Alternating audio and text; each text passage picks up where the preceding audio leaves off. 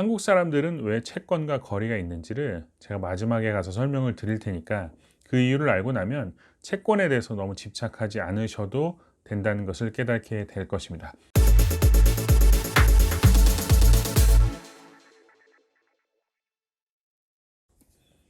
안녕하세요, 한동화입니다. 오늘은 원래 그 앙드레 코스톨라니의 달걀 이론을 통해서 그 달걀 이론의 함정을 좀 설명드리면서 투자를 멈춰야 하는 시기에 대해서 좀 말씀을 드리려고 했습니다. 왜냐하면 요즘에 뭐 부동산 얘기를 왜 이렇게 안 하냐라고 물어보시는 분들도 있고, 왜 지금은 투자를 쉬어야 할 때인지, 투자는 어떤 시기에 쉬어야 하는지, 그리고 코스톨라니의 달걀 이론에 보면 끊임없이 어떠한 투자나 이런 것들이 반복적으로 이루어져야 된다고 생각하시는 분들이 많은데, 그 이론에 대해서 쉽게 빠진 함정들에 대해서 제가 오늘 설명을 원래 드리려고 했습니다. 근데 오늘은 그 설명 중에 나오는 채권에 대해서 먼저 간단하게 설명을 드려야 될 것 같아서 오늘은 채권을 설명을 드릴 겁니다. 다음 주도 그 달걀 이론에 대해서 설명할 테니까 많이 봐주시고요. 이번 주는 채권에 대해서 좀 설명을 드리려고 하는데, 비유로 설명을 드려보자면 일종 대형 면허와 같은 것입니다.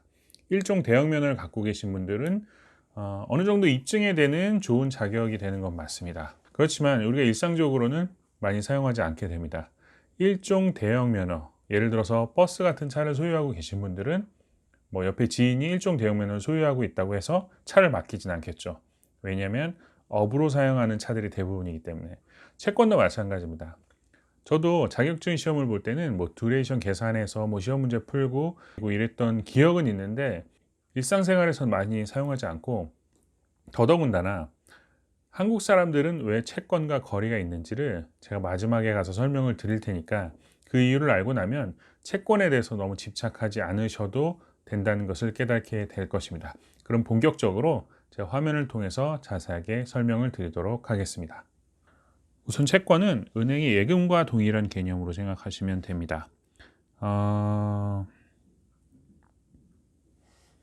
100만 원이라는 돈이 나중에 5% 이자를 받아서 105만 원이라는 돈을 받게 되는 단순 금리의 불이 형태의 어떤 채권이라고 생각하시면 됩니다.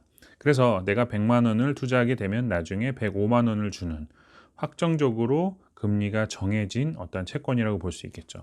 그런데 은행 예금과 다른 것은, 예금은 사고 파는 것이 불가능하지만 채권은 그것을 사고 팔 수 있게끔 증서 형태로 만들어져 있는 금융상품이라고 생각하시면 됩니다. 우리가 채권을 좀 설명하기 전에 주택청약이라는 개념을 좀 더 생각해 보시면 채권이 쉬울 수 있습니다. 주택청약 같은 경우, 예를 들어서 뭐 주택청약 가점 65점 정도 있는 사람이 있다고 가정을 해보겠습니다. 그러면 요번에 과천 쪽에 투자를 했겠죠. 그러면 예를 든 겁니다. 5억 정도의 분양을 받아서 이건 향후 15억이 될 수 있는 로또 분양이라고 할 만큼 상당한 메리트가 있는 주택청약 통장을 하나 갖고 있다고 가정을 해보겠습니다. 그런데 이 사람은 형편에 따라서 이것을 불법이긴 하지만 거래를 하게 됩니다. 통장을 팔게 되겠죠. 예를 들어서 뭐 3천만 원에 팔 수도 있고 5천만 원에 파시는 경우도 본 적이 있습니다. 그렇게 되면 우리가 단순하게 생각하기는 이 10억을 포기하고 겨우 3천, 5천, 이것을 먹는 것은 바보가 아니냐라고 생각하실 수 있겠지만, 이 통장을 불법임에도 불구하고 매매를 하시는 분들의 사정을 들어보면 5년 뒤, 10년 뒤에 10억이 무슨 소용이냐, 당장 뭐 먹고 죽을 1,000만 원도 없다, 이런 형태이기 때문에 이런 불법적인 거래가 성행을 하게 되는 겁니다. 즉, 이 주권을 가지고 있는 분들의 어떤 상황에 따라서 매도 매수가 이루어진다는 것입니다. 그래서 채권도 보자면 내가 100만 원을 처음에 투자를 해서 105만 원을 받기 위해서 쭉 꾸준히 상승을 하고 있는 상황에서 한 중간 시점에서 내가 돈이 필요하다고 가정을 해보겠습니다.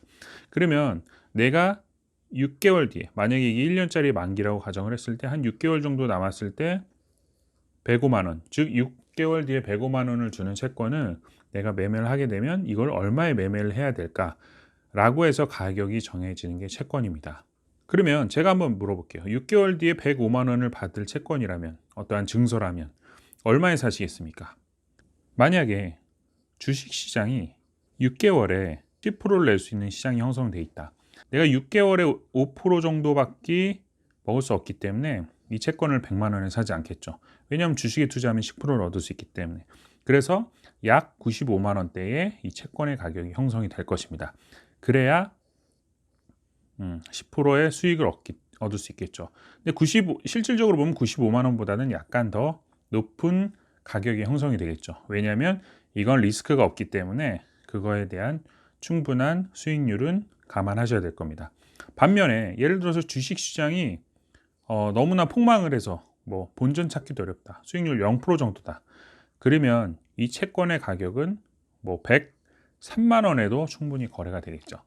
즉 무슨 얘기냐면 이 채권의 가격은 주변에 이 대체제들, 여긴 제가 주식만 예를 들었지만 부동산 시장도 마찬가지고요. 어떠한 이 채권과 대비가 되는 어떠한 시장의 주변 시장 대체제의 어떠한 수익률에 따라서 가격은 변하겠죠. 그래서 제가 지금은 이 직선으로 이 수익률을 구현했지만 실질적으로는 제가 색깔을 좀 바꿔서 표현해 보겠습니다. 실질적으로는 그래프가 이렇게 오르락 내리락 이렇게 해서 수익률이 우상향 하시는 그래프를 생각하시면 됩니다.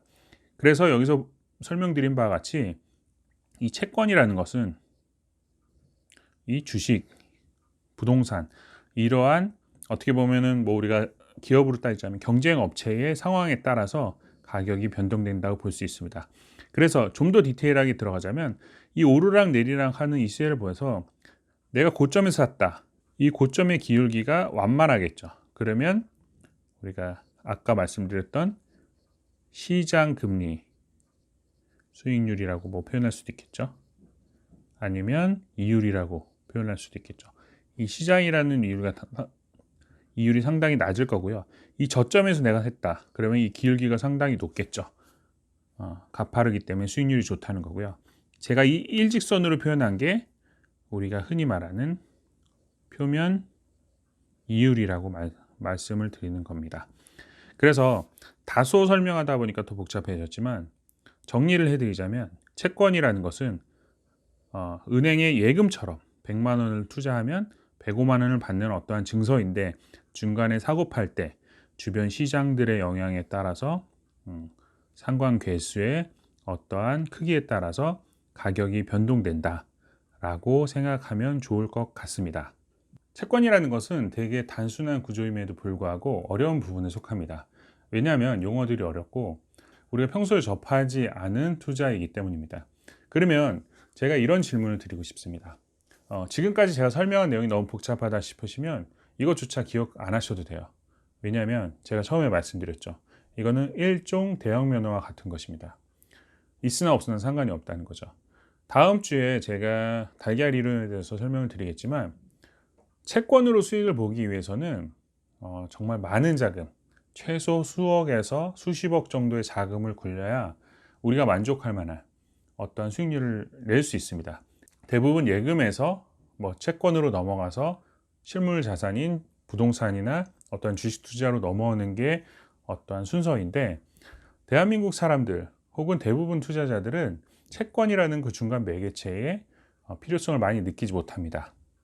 금리가 높을 때는 예금에 투자했다가 금리가 떨어졌을 때 채권을 경유하기보다는 곧바로 주식이나 부동산 같은 실물 투자로 넘어오기 때문에 채권은 정말 모르셔도 됩니다. 다만 제가 오늘 이렇게 초등학생도 이해할 수 있을 만큼 쉽게 설명드린 이유는 채권은 내가 펀드라고 계신 분들이 많이 있잖아요.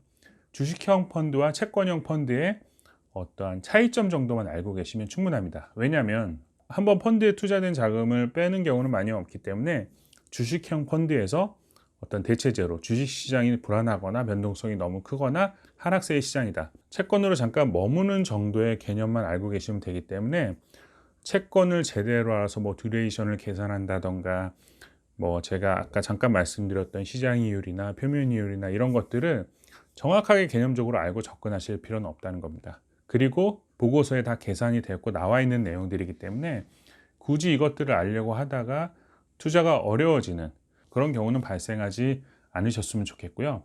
채권은 그나마 접한다는 것은 채권형 펀드의 종류를 우리가 매도 매수할 때 쓸 수 있기 때문에 이 채권이 주식과의 상관관계가 이러한 형태로 변동된다 정도의 개념만 알고 계시면 채권은 충분히 알고 계신 거라고 정리해도 될 것 같습니다. 이 내용을 토대로 다음 주에 앙드레 코스톨라니의 달걀 이론의 함정이라는 제목으로 그 달걀 이론을 정확하게 이해하고 그것을 통해서 내가 지금 투자를 해야 될지 말아야 될지 다음 시장이 어떻게 될지 예측해 보는 법을 간단하게 설명해 보도록 하겠습니다. 감사합니다.